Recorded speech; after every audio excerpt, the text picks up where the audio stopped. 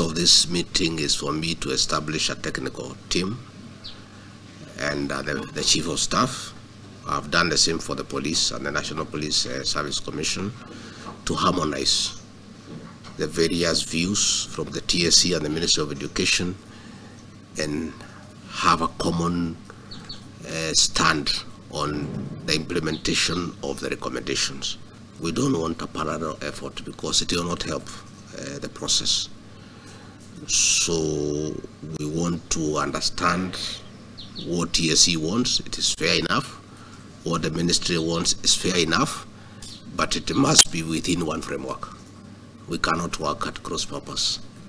We cannot work differently because we are one country, we are one government, we are one people, and all this is to the benefit of our children, and the benefit of the stakeholders of the educational system.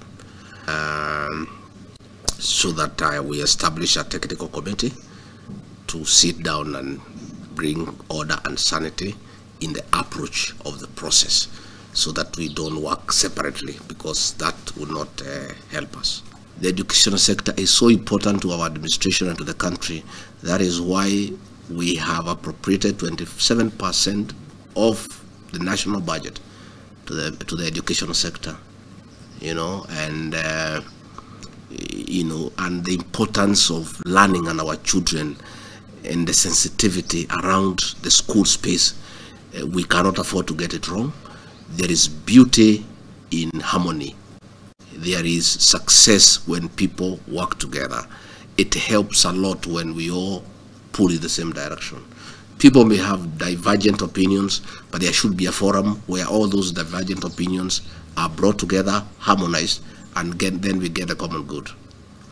So muendelee, mutakubaliana, si ndio? Asanteni. Nake Mutagathi Njoru